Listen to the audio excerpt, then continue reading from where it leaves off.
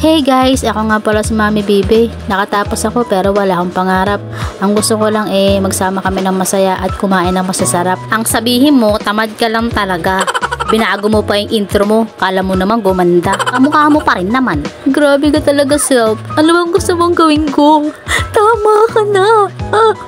Huwag ka nga madrama dyan. Kala mo namang inaganda mo yan. Ayan yung maganda yung anak mo. Buti na lang di nagmana sa'yo. Dumating na pala yung pinagmanahan. Grabe ang pogi talaga niya. At ang sarap pa. Yung dala-dala niya pala. Huwag kang malandi dyan. Asawa ko yan. Pati asawa ko, inaangkin mo na po. Inabuka. Wala kang pake. Ako ang nagustuhan niya. Ikaw lang ang nakikita niya. Ako pa rin ang mahal niya at ng anak naming dalawa. Ikaw, baliwala ka lang sa buhay nila. Kaya pwede ba manahimik ka na? Gusto ko lang mag-vlog. So, ito na nga. Kumain muna kami dito ng tanghalian sa Jollibee bago kami mamili. Nandito kasi kami ngayon sa bayan, sa Robinson. Mamimili kasi kami ng mga school supplies ni Kuya Kenken. Malapit na kasi yung pasukan nila. Kaya dapat makompleto na bago magpasukan. Dumiretso nga pala kami dito sa 167. Inuna namin yung mga notebook. Kitang-kita naman sa video. Nakikita na nila. Bakit sinasabi mo pa yan?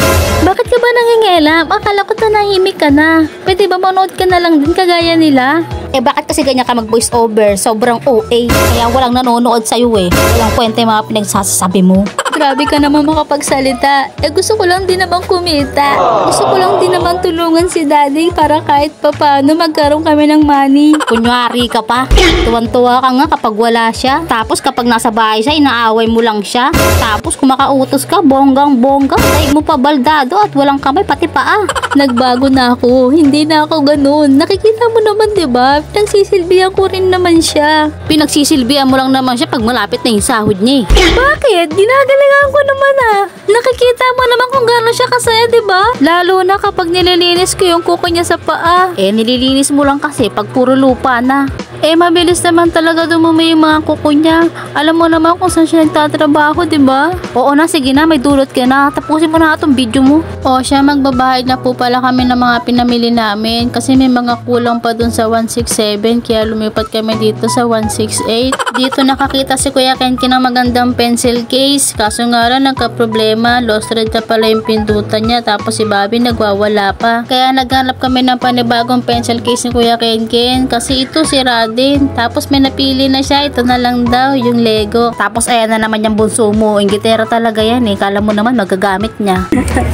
Ibayot mo yun. Ay, galit ka pa. Tignan mo na, galit pa siya. Kala mo talaga, alam niya na yung ginagawa niya. Pagsabihin mo yung anak mo Sorry na, ito na nga, nililibang na siya ng kuya niya at uuwi na rin kami. Siya, hanggang dito na lang. Salamat sa panonood. Sana may magandang mangyari sa inyo. Bye-bye.